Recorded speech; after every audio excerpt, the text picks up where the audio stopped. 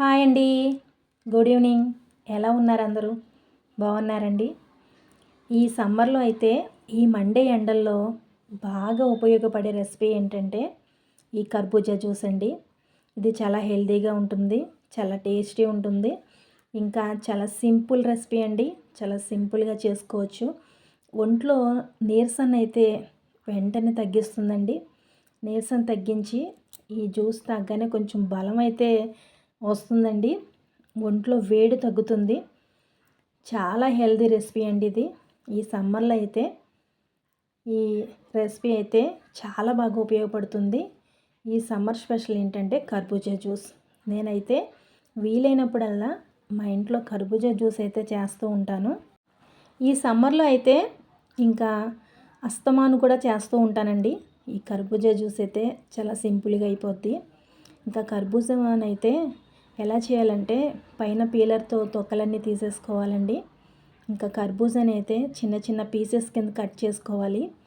అందులో గింజలు విత్తనాలు ఉంటాయి కదండి, అవైతే పక్కకు తీసేసుకోవాలండి.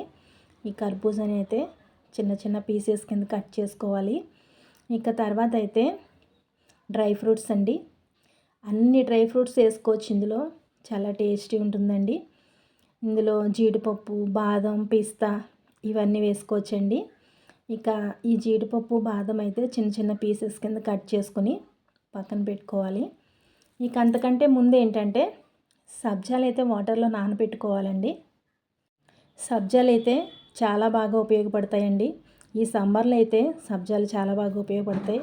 అవి కూడా చాలా చలవ చేస్తాయండి. ఇక సబ్జాలు అయితే వాటర్లో నానబెట్టుకుని పక్కన పెట్టుకోవాలి.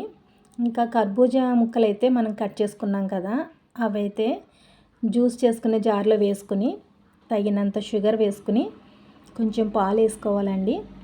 తర్వాత ఐస్ క్యూబ్స్ వేసుకోవాలి. ఇంకా ఐస్ క్యూబ్స్ అయితే లేవని చెప్పి, అందుబాటులో లేవని చెప్పి ఐస్ వాటర్ అయితే వేయడం జరిగిందండి. ఇంకా ఇదైతే జ్యూస్ చేసుకుని చాలా సింపుల్ రెసిపీ అండి.